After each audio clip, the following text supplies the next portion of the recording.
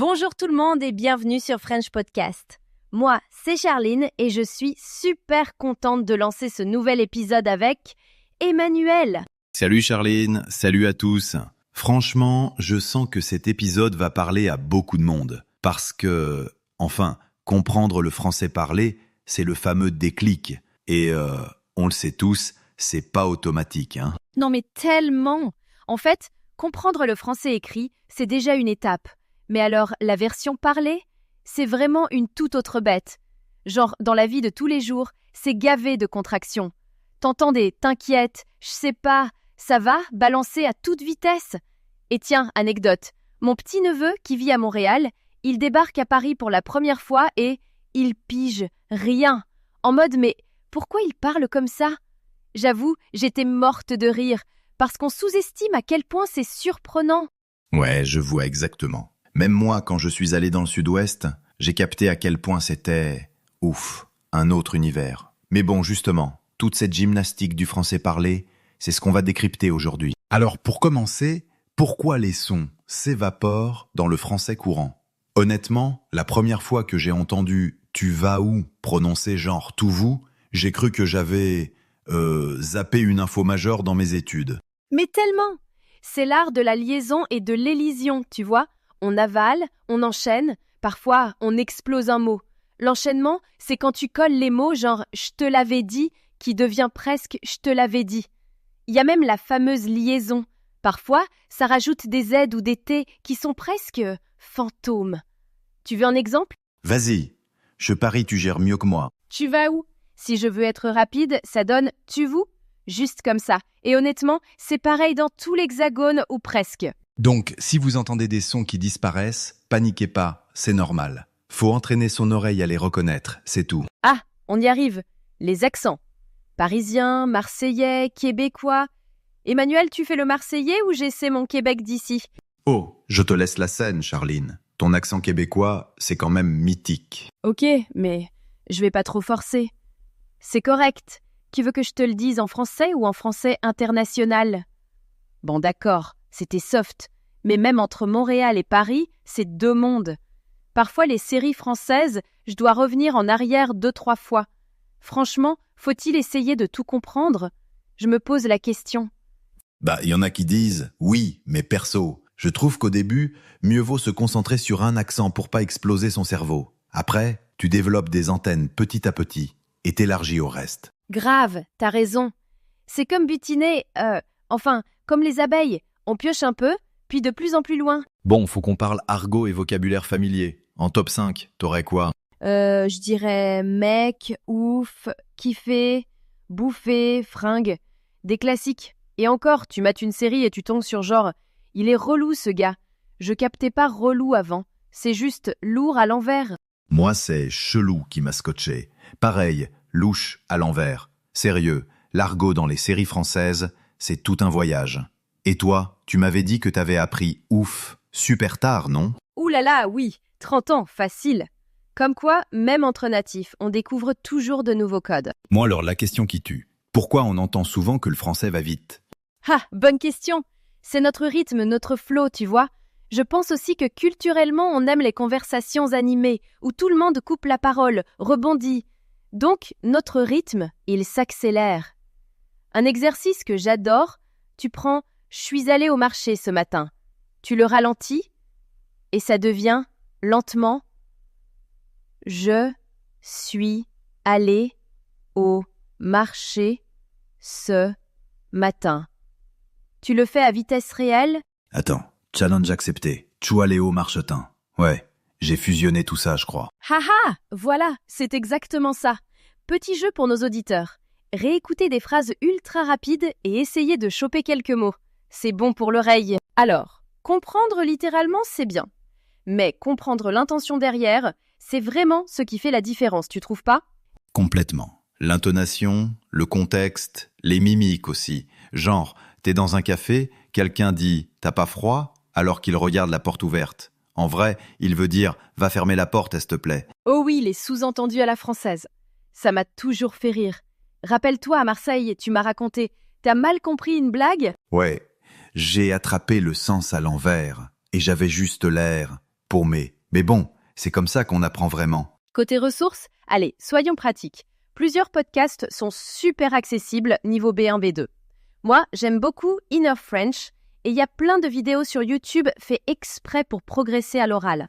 Ouais, notez aussi Français authentique, Easy French, même les séries avec sous-titres, ça aide.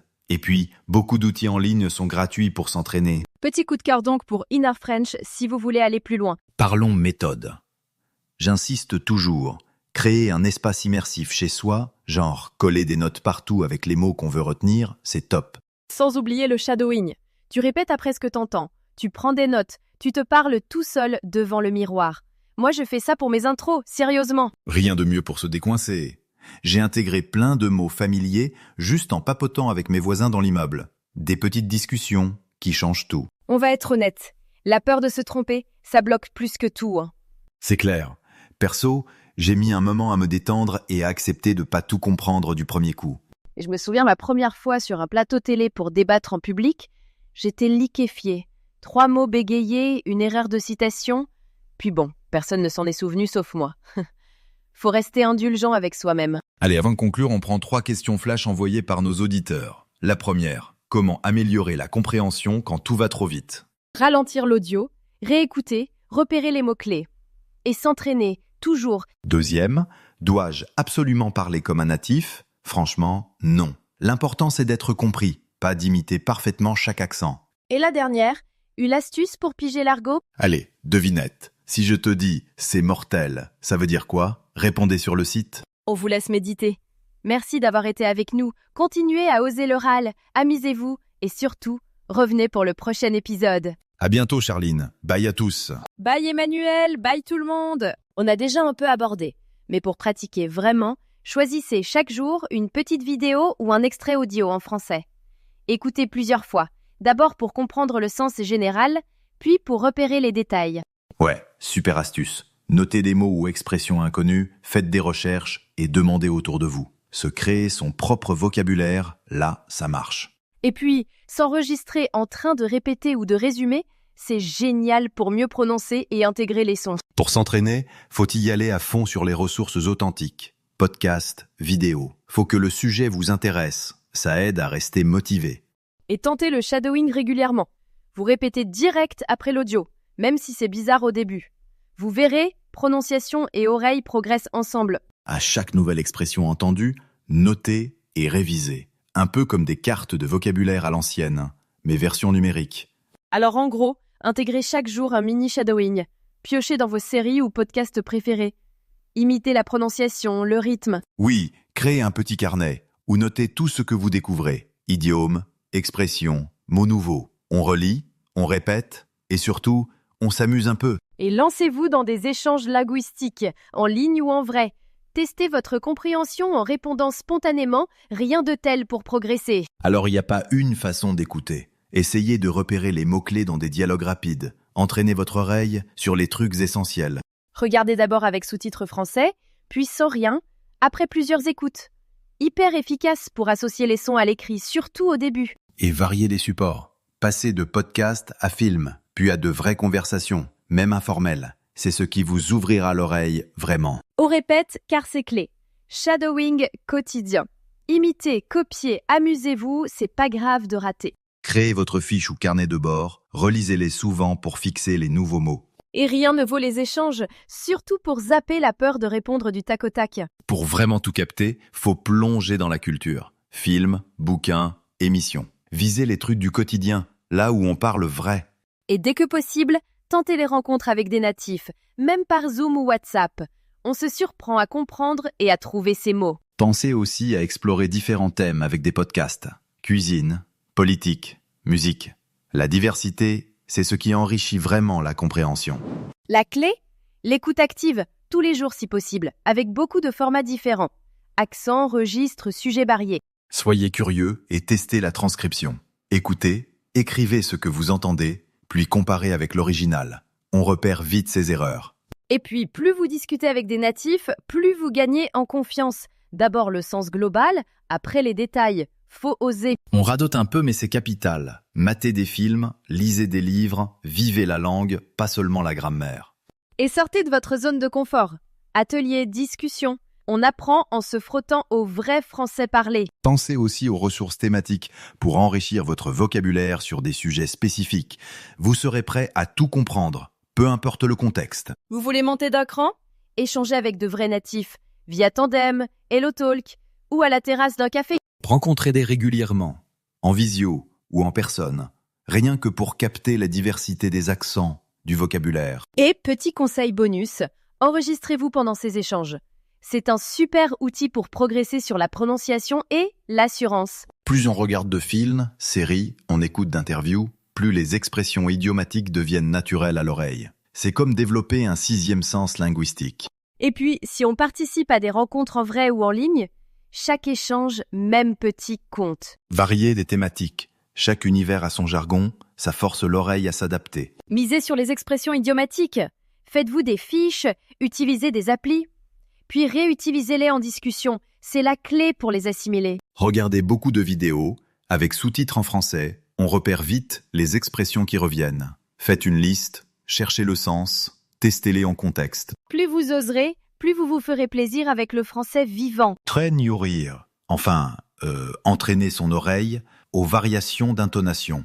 Écoutez dialogue, monologue, puis imitez la musique du français parlé. La lecture à haute voix, c'est redoutable pour sentir le vrai rythme, avec des textes authentiques bien sûr. Et puis, enregistrez-vous et comparez. Faut oser se réécouter même si c'est parfois gênant au début. Adoptez une routine quotidienne, avec podcast, vidéos, émissions françaises.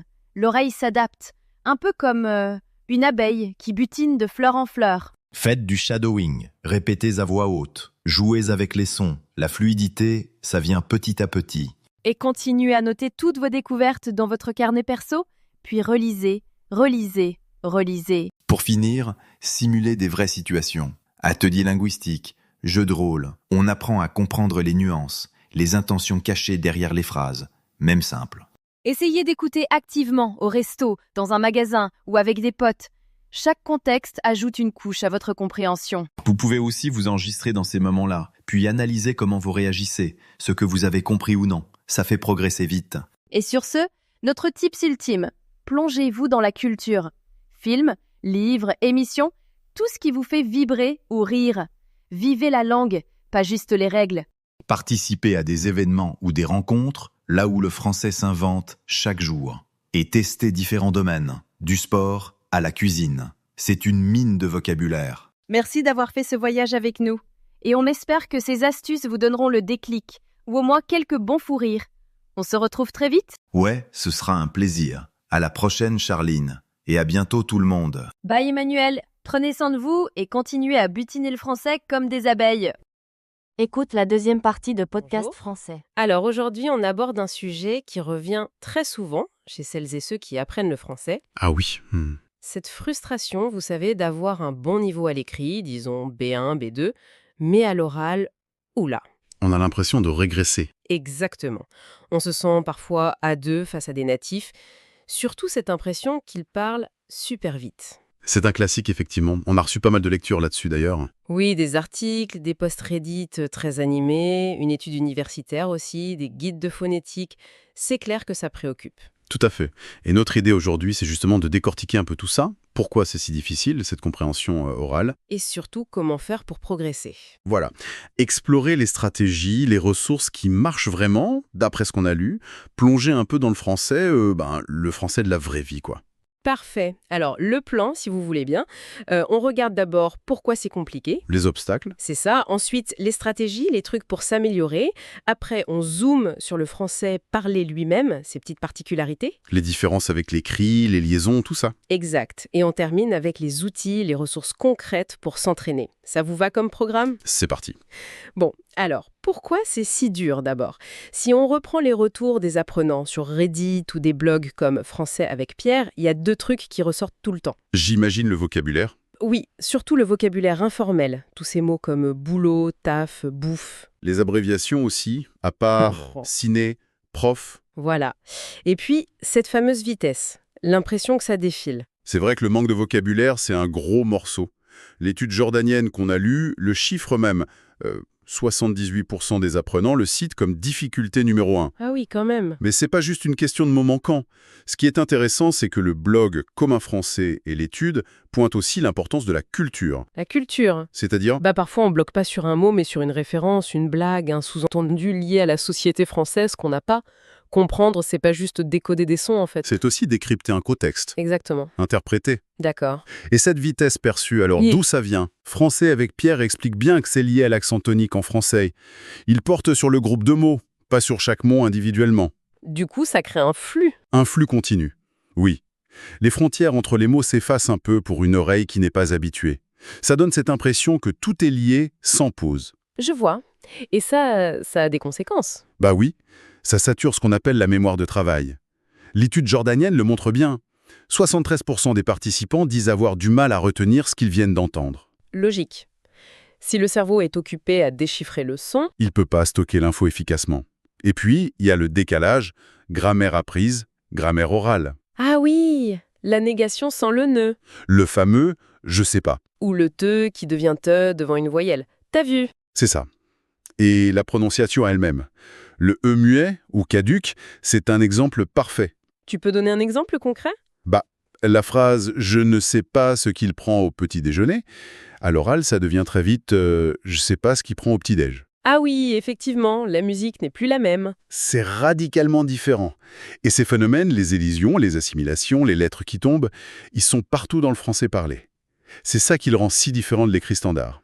Et il y a aussi le blocage psycho, non ? La peur de pas comprendre ? Absolument. C'est souvent mentionné sur Reddit. Cette anxiété, elle peut complètement paralyser l'écoute. On bute sur un mot, on panique, et hop, on perd le fil. C'est tellement ça. Bon, on voit bien que comprendre l'oral, c'est pas du tout passif. Non, c'est une compétence complexe, très active. Ça mobilise l'oreille, le vocabulaire, la grammaire. Mais aussi la culture, le contexte. Exactement. Et c'est une compétence qui est souvent un peu négligée dans l'apprentissage classique, comme le confirme l'étude jordanienne. Donc il faut la travailler spécifiquement. Oui, en ciblant deux choses. La perception auditive, entraîner son oreille, et l'écoute active, utiliser des stratégies pour construire le sens. Ok, diagnostic clair. Maintenant, les solutions. La boîte à outils. Comment on fait pour progresser ? Les sources comme Communis Français ou les forums insistent beaucoup sur la régularité. Oui, faire un peu chaque jour. Mieux vaut 15 minutes tous les jours qu'une grosse session par semaine. Et se fixer des objectifs réalistes, adaptés à son niveau. D'accord. Mais au-delà de la planification, quelle stratégie d'écoute active on peut utiliser ? Alors, une qui est vraiment efficace, bien décrite par Feel Good French et souvent recommandée, c'est l'utilisation des transcriptions. Mais attention, pas n'importe comment. C'est-à-dire ? Pas lire en même temps. Non, justement. La méthode, c'est plutôt 1. Écouter une première fois sans rien pour avoir l'idée générale, qui parle de quoi ? Ok, compréhension globale. Voilà. 2. Réécouter cette fois avec la transcription pour repérer précisément ce qu'on avait manqué ou mal compris, Ah, d'accord, pour identifier les points de blocage. c'est ça. 3. Noter le vocabulaire nouveau, les tournures intéressantes. 4. On peut même répéter des passages à voix haute pour travailler la prononciation, l'intonation. Intéressant. Et 5. Dernière étape, réécouter encore une fois sans la transcription pour voir si on comprend mieux. C'est un vrai travail d'analyse en fait. C'est très structuré. Oui. Une autre technique qui revient souvent, c'est le shadowing, mentionné par Amy French sur Reddit aussi. C'est quoi exactement ? Le shadowing, c'est répéter ce qu'on entend quasiment en même temps que le locuteur, avec un tout petit décalage. Ah oui, ça doit être difficile ? C'est très exigeant au début, oui. Mais c'est hyper efficace. Ça améliore non seulement la compréhension fine des sons, du rythme, mais aussi notre propre prononciation, notre fluidité. Ça force l'oreille et la bouche à se caler sur le modèle. Et ça, même quelques minutes par jour ? Oui, ça peut déjà faire une différence. Pas mal. Et les stratégies plus cognitives, celles que les apprenants utilisent spontanément, comme dans l'étude jordanienne. Oui, cette étude est intéressante pour ça. Elle montre que, par exemple, beaucoup d'étudiants, 80%, prennent des notes en écoutant. Pour fixer l'information. Voilà. Ils utilisent aussi leur prédécence sur le sujet pour anticiper ou comprendre le transfert, 44%, ou ils déduisent le sens grâce au contexte, au geste, si c'est une vidéo, 52%. Donc il faut consciemment activer ces stratégies. Oui, il ne faut pas rester passif face au son. Il faut anticiper, faire des hypothèses, vérifier si on a bien compris au fur et à mesure. Et le conseil qu'on entend partout, ne pas traduire dans sa tête. Ah, ça c'est fondamental. Traduire mot à mot, c'est beaucoup trop lent. Ça consomme toute l'énergie mentale et ça empêche de saisir le sens global. Faut accepter de pas tout comprendre au début. Exactement. Se concentrer sur l'essentiel et laisser l'immersion faire son effet. Penser direct en français, autant que possible. D'accord. Et toutes ces stratégies, elles sont encore plus utiles si on les applique à du vrai français, j'imagine. Tout à fait. Ce qui nous amène à l'importance des documents authentiques. C'est un point qui ressort de toutes nos lectures. Les documents pas faits spécialement pour les apprenants. C'est ça. Les conversations réelles, les émissions de radio, les films, c'est la clé pour s'habituer au français tel qu'il est parlé. Même si, oui, c'est plus difficile au début. Et pour s'y retrouver, faut connaître les différences entre l'écrit et l'oral. Exactement. Il y a des différences majeures. L'une des plus évidentes, c'est l'utilisation de « on » à la place de « nous ». Ah oui, on dit tout le temps on. On est allé au ciné, c'est beaucoup plus naturel que « nous sommes allés au cinéma ». C'est quasi systématique à l'oral courant. Et puis, il y a tout ce vocabulaire familier, les abréviations dont on parlait. Oui, resto, appart, boulot. Et la façon de poser les questions. L'inversion type « vient-il » c'est rare à l'oral. On préfère l'intonation montante. « Il vient ». Ou est-ce qu'il vient? Voilà. Et bien sûr la négation. Le « ne » qui saute tout le temps. « Il veut pas »,« j'aime pas ». C'est vrai. Et les changements de son? La chute du E muet, par exemple. Ah, ça c'est crucial. Ça change complètement la musique de la phrase. Le « e » tombe souvent à la fin des petits mots comme « je »,« de »,« le ». Ça donne « je peux pas »,« pas de souci ». Et même à l'intérieur des mots. Oui, comme samedi pour samedi ou médecin pour médecin. Et il y a aussi la prononciation de il ou ils comme un simple i devant une consonne. Comment ça? Par exemple, ils sont là pour ils sont là ou il fait beau pour il fait beau. Faut reconnaître ces formes contractées pour pas être perdu. D'accord. Un autre point qui sème souvent la pagaille, les liaisons. La vidéo de Learn French with Vincent était assez claire là-dessus. C'est quoi l'essentiel à retenir? Le principe de base, c'est qu'on prononce une consonne finale d'un mot, normalement muette, si le mot suivant commence par une voyelle ou un H muet. Pour que ça glisse mieux. C'est ça pour la fluidité. Comme dans « les amis, un homme », ce qu'il faut vraiment savoir, c'est qu'il y a des liaisons obligatoires. Celle qu'on doit absolument faire. Oui, après un déterminant, les, des, mais, après un pronom sujet, nous, vous, il, entre un adjectif placé avant le nom, un petit oiseau. Si on ne les fait pas, ça sonne vraiment bizarre, voire incorrect. Et à l'inverse, celle qu'il ne faut surtout pas faire? Les interdites. La plus connue, c'est après « et ».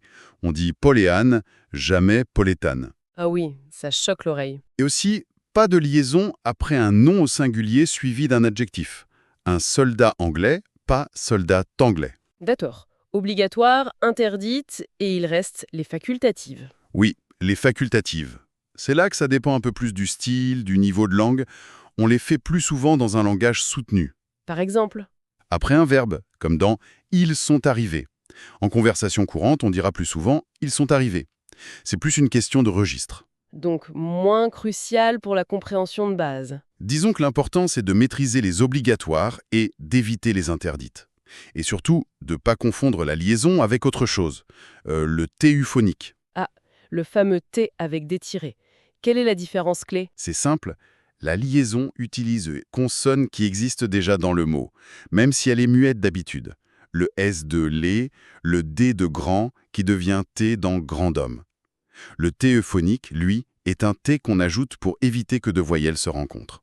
Comme dans parle-t-il. Exactement. Ou mange-t-elle ou où va-t-on. Ce T n'appartient pas au verbe parle ou va. On l'insère juste pour que ça sonne mieux, pour l'euphonie. Faut bien distinguer les deux. Ok, c'est beaucoup plus clair comme ça. Bon, une fois qu'on a les stratégies, qu'on comprend mieux ces mécanismes du français parlé, il faut s'entraîner. Où est-ce qu'on trouve les bonnes ressources? Les retours d'expérience en parlent beaucoup. Oui, et l'avantage aujourd'hui, c'est qu'il y en a énormément, surtout en ligne. Les podcasts, c'est très populaire et à juste titre. Il y en a pour tous les niveaux, j'imagine? Oui. Pour commencer, ceux faits pour les apprenants sont très bien. Inner French, par exemple, parle assez lentement. Il y a aussi Français authentique, Feel Good French. Souvent, ils proposent des transcriptions, ce qui est idéal pour appliquer la méthode dont on parlait. Et après, quand on se sent plus à l'aise? On peut passer au podcast authentique.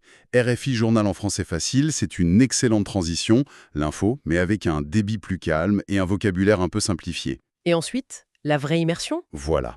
Des émissions de France Culture, France Inter, sur des sujets qui nous plaisent. C'est important, l'intérêt. Même si on piche pas tout au début, c'est pas grave, l'oreille s'habitue. Et du côté des applis, des vidéos? Reddit fourmille de suggestions là-dessus. Et YouTube, bien sûr, c'est une mine d'or. Comment l'utiliser au mieux? Cherchez des chaînes sur ses passions, que ce soit la cuisine, l'histoire, les jeux vidéo, peu importe. Utilisez les sous-titres français, idéalement ceux qui sont édités, pas les automatiques, qui sont parfois... Un peu aléatoire. Voilà. Regardez des séries françaises aussi? Sur Netflix ou ailleurs, avec les sous-titres français. Toujours. C'est très efficace pour le vocabulaire et les expressions courantes. Un article suggérait même que les vieux films en noir et blanc sont parfois plus faciles au début. Ah oui, pourquoi? À cause de la diction, souvent plus posée, plus articulée qu'aujourd'hui. Intéressant. Et la musique? L'étude jordanienne disait que c'était super populaire. Extrêmement populaire. Et c'est logique. Les chansons, ça permet de s'exposer de manière répétée au rythme, à la mélodie de la langue, au vocabulaire. Et c'est motivant, c'est ludique. Un bon complément. Tout à fait. Comme les livres audio aussi. Surtout si on peut suivre avec le texte au début. Ça aide à faire le lien entre ce qu'on entend et ce qu'on lit. L'important, c'est vraiment de varier les plaisirs, de choisir des choses qu'on aime. Oui, pour tenir sur la durée. C'est ça. La motivation, c'est la clé. Parfait. Bon, si on essaye de résumer un peu notre exploration. Comprendre l'oral en français, ok, c'est un vrai défi.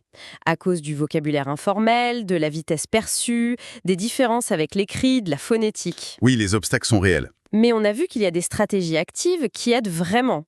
L'écoute avec transcription, le shadowing. S'exposer régulièrement à du français authentique aussi. Oui, et connaître un peu les codes du français parlé, les liaisons, les e qui tombent, le on. Ça démystifie pas mal de choses. Tout à fait. Et les ressources, aujourd'hui, elles sont là. Podcasts, vidéos, applis, musique, il y a de quoi faire. Donc le message clé, c'est quoi? C'est la pratique régulière et variée. C'est vraiment ce qui ressort de toutes les sources. Écoutez beaucoup, c'est le conseil numéro 1 sur Reddit. Il faut être patient. Accepter de pas tout comprendre tout de suite. Oui, être persévérant, ne pas se décourager, l'oreille finit par s'habituer, le cerveau s'adapte. C'est un processus, ça prend du temps, mais ça vient. D'accord.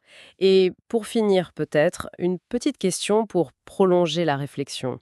On a parlé des liaisons, des obligatoires, des interdites, des facultatives qui dépendent du registre. Oui, Je me demandais, au-delà de juste comprendre, est-ce que la maîtrise de ces nuances, savoir quand faire ou ne pas faire une liaison facultative, avoir le bon rythme, la bonne intonation, est-ce que ça ne joue pas un rôle énorme dans la façon dont on perçoit l'aisance, le naturel d'un locuteur non natif? Ah, c'est une question intéressante. Est-ce que c'est un marqueur de fluidité plus important qu'on ne le pense, même inconsciemment? Peut-être. C'est une piste à creuser pour celles et ceux qui nous écoutent lors de leurs prochaines immersions en français. Voilà, merci beaucoup pour cette discussion très riche. merci à vous.